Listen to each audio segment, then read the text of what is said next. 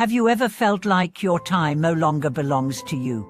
That no matter how much you do, there's always another request, another obligation, another emotional burden to carry?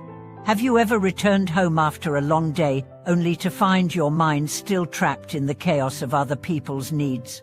Welcome back to our channel, a space where we reconnect with inner strength, personal clarity, and emotional balance.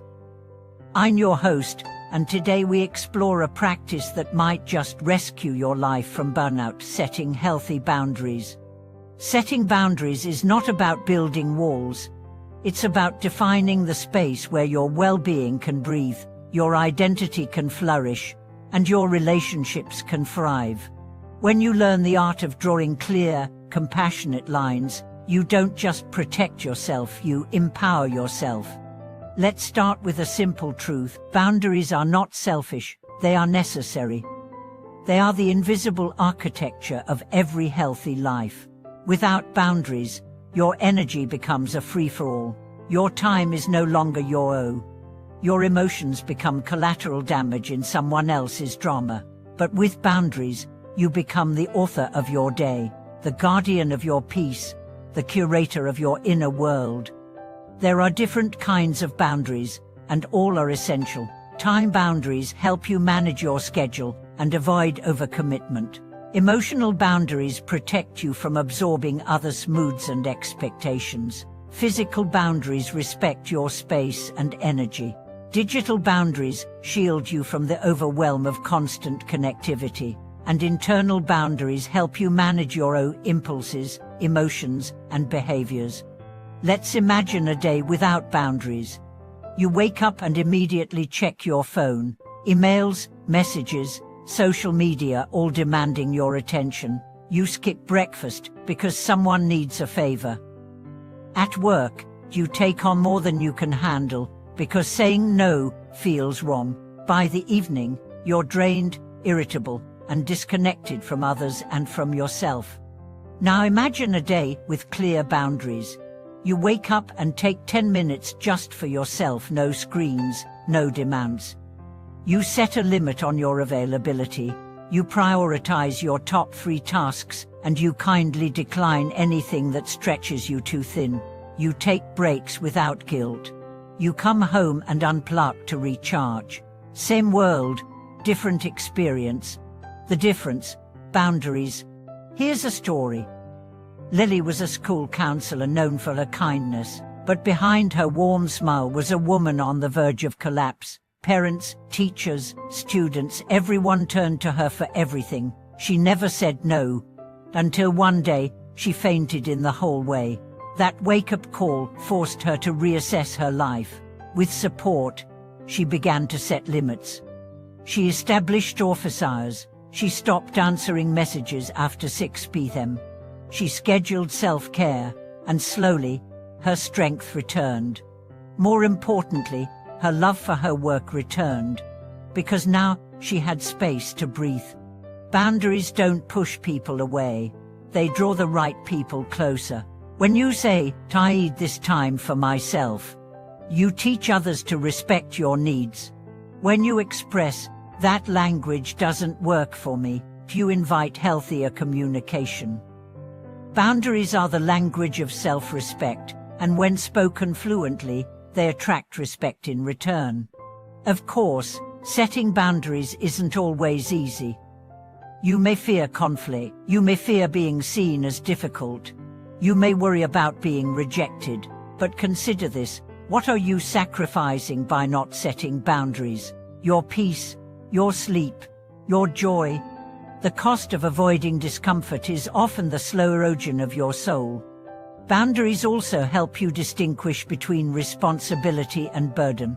You are responsible for your emotions, your actions, your energy. You are not responsible for managing other people's feelings, fixing their lives, or sacrificing your sanity to keep the peace.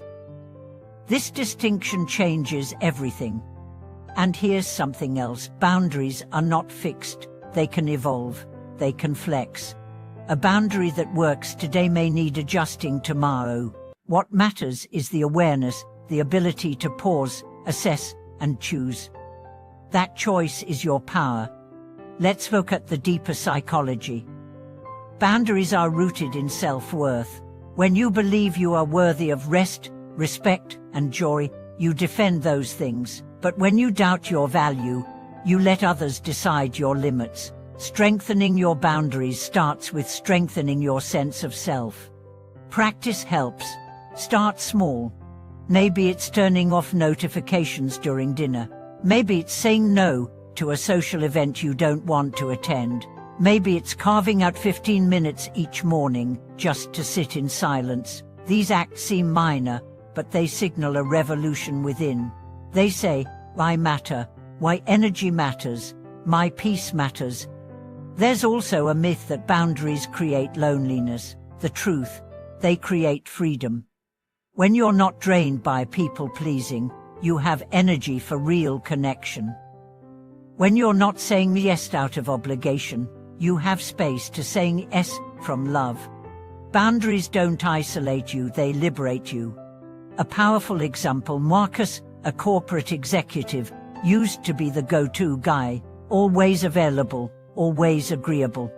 He believed being helpful equaled being valued, but inside, he was breaking. His relationships were strained, his sleep was poor, and his temper flared often. Therapy introduced him to boundaries. At first, he felt guilty. But slowly, she started ending work on time. He stopped bringing work home. He asked for help, and his life transformed. He didn't lose respect, he gained it. Because when he respected himself, others followed. Let's not forget digital boundaries. In a world of constant pings, alerts, and infinite scroll, your attention is under siege. Turn off notifications, set app limits, schedule screen-free hours. Protecting your attention is a radical act of self-preservation. Finally, remember this: boundaries are not about control, they are about clarity. You're not trying to manipulate others, you're defining your own behavior. I don't check email after 8. I need Sunday for rest. I won't engage in shouting matches. These aren't ultimatums, they're declarations of self-care. So, to anyone who feels overwhelmed, overextended, or overloved, start setting boundaries. Not as a reaction, not as revenge, but as a revolution of love for yourself and for those who truly care about you. What boundary do you need to set right now? What have you been tolerating that's draining your spirit? Share with us in the comments. Your story could empower someone else. And if this video helped you reclaim a bit of your space, your voice, or your power, please like, subscribe, and share. We are building a community where health begins with honesty and strength begins with self-awareness. Thank you for watching this video. We'll see you in the next one.